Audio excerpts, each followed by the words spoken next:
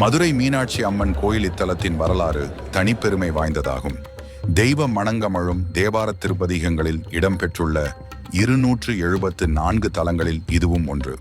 முழுமுதற் கடவுளாகிய சிவபெருமான் அருளுரு கொண்டு 64 திருவிளையாடல்களை செய்தருளிய பெருமை வாய்ந்த இத்தலத்தின் வரலாறு படிப்போர் இன்புறும் வண்ணம் அமைந்துள்ளது.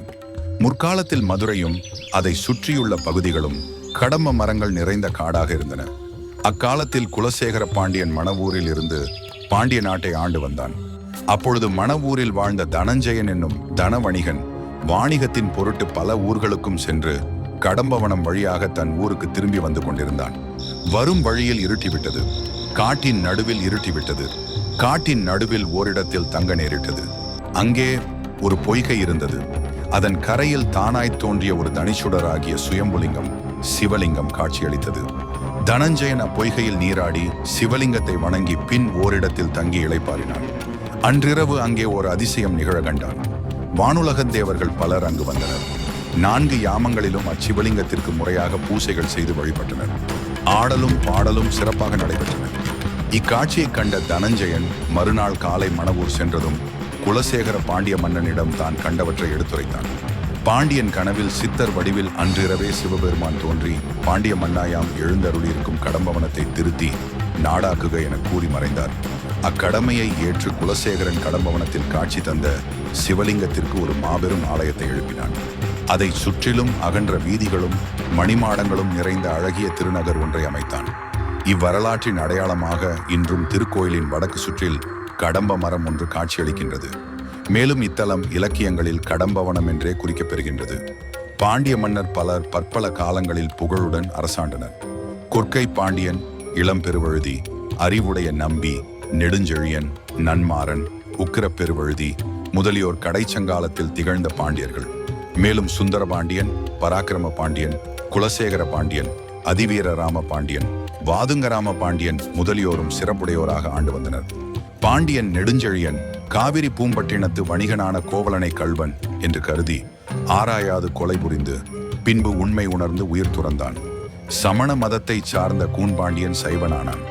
14ஆம் நூற்றாண்டில் மாலிகாவூர் படையெடுத்து வந்து கோயில் சிற்பங்கள், ஓவியங்கள் முதலியவற்றை தகர்த்து சிதைவுபடுத்தினான்.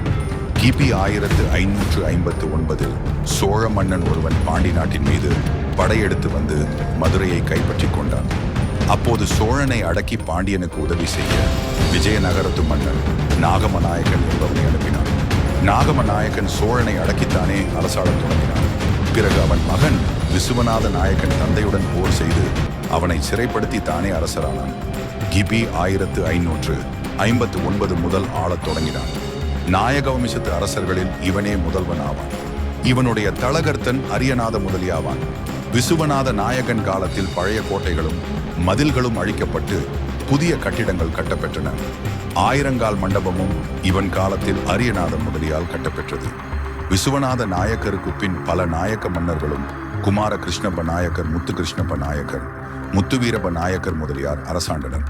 பிறகு முத்து கிருஷ்ணப்ப நாயக்கர் புதல்வரும் முத்துவீரப்ப நாயக்கரின் இளைய சகோதரருமான திருமலை நாயக்கர் கிபி 1623 முதல் 1659 வரையில் அரசாண்டார். இவர் நாயக்க மன்னர்களில் தலை சிறந்தவர்.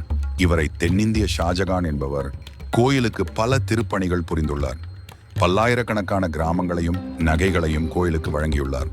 புது மண்டபம், இராய கோபுரம், தெப்பக்குளம் முதலியன இவர் காலத்தில் ஏற்பட்டன.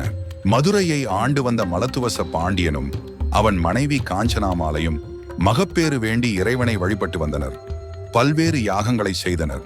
பிறகு பிரமன் உபதேசத்ததன் பேரில் புத்தரகாமேட்டி யாகம் மேற்கொண்டனர்.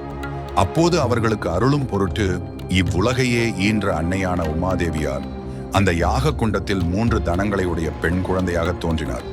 குழந்தை உருக்கண்டு பேரானந்தம் பெற்ற அரசனும் அரசியும் அக்குழந்தையின் உருவிலே இருக்கும் மாற்றம் கண்டு மனம் வருந்தினர். அப்பொழுது சிவபெருமான் அசரீரியாக மன்னா, மனம் வந்தாதே, இக்குழந்தைக்கு தடாதகை என்று பெயரிட்டு கல்வி கேள்விகளில் சிறப்பு பெறுமாறு அனைத்து கலைகளையும் கற்றுக்கொடு. தனக்கேற்ற கணவனை இக்குழந்தை காணும் போது மிகுதியாக உள்ள ஒரு தனம் மறைந்துவிடும் என்று கூறினார். அரசனும் மன அமைதி பெற்றான். ஒருவன் பிறக்கின்ற போது பரஞானம், அபரஞானம், தன் முனைப்பு என்ற ஆணவம் ஆகிய 3 தனங்களோடு பிறக்கின்றான். தடாதக்கு இறைவனை பார்த்தவுடன் மூன்றாவது தனம் மறைந்ததைப் போல மனிதன் இறைவனை நினைப்பதால் ஆணவம் என்ற மூன்றாவது தனம் மறைம் என்பது தத்துவம்.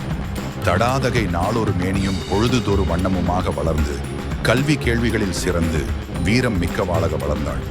பாண்டிய நாட்டின் அரசியானாள். செங்கோல் வழுவாமல் சிறந்த முறையில் ஆட்சி செலுத்தினாள். பாண்டிய நாடு பெருவளம் பெற்று பொன்னாடாக பொலிவு பெற்றது. தடாதகை நாட்டின் எல்லையை விரிவுபடுத்த எண்ணி பல குறுநில மன்னர்களின் மீது படையெடுத்துச் சென்று வென்றாள். பிறகு பெரும் படையுடன் சென்று கைலையம்பதியை அடைந்து போர் முரசு கொட்டினான். அவளை எதிர்த்த பூதப் படைகளும் நந்தி தேவரின் படைகளும் தோல்வியை தழுவின. இதனை அறிந்த இறைவன் போர்க்கோலத்துடன் அங்கே எழுந்தருளினார். ஆப்பெருமானை தன் எதிரே கண்டதும் தடாதகை பெண்ணுக்கே உரிய அச்சம், மடம், நாணம், பயிர்ப்பு என்ற 4 வகை நெறியில் நாணித்தலை குனிந்தாள். அவரது 3வது தனங்களில் ஒன்று மறைந்தது. இறைவனே தனக்குரிய கணவன் என்பதை உணர்ந்தாள். இறைவன், நீ மதுரைக்கு செல், இன்றைக்கு 8ஆம் நாள் நாம் அங்கு வந்து உன்னை மனம் புரிவோம் என்று கூறினார். அதன்படியே தடாதகை மதுரையை அடைந்து மகளிர் அட்டமங்கலத்தோடு எதிர்கொள்ள அரண்மனையுள் புகுந்தாள். இறைவனுக்கும் தடாதகைக்குமான திருமண நாள் குறித்து பல நாட்டு மன்னர்களுக்கும் ஓலை அனுப்பப்பட்டது. வீதிகளும் மாளிகைகளும் அலங்கரிக்கப்பட்டன. தேவர்களும் முனிவர்களும் திருமாலும் வந்திருந்தனர். மேலும் பல நாட்டு மன்னர்களும் திரண்டு வந்திருந்தனர். பங்குனி உத்திரப் பெருநாளில் திருமணத்திற்குரிய நல்ல வேளையில் இறைவன் தடாதகையை மணந்தார்.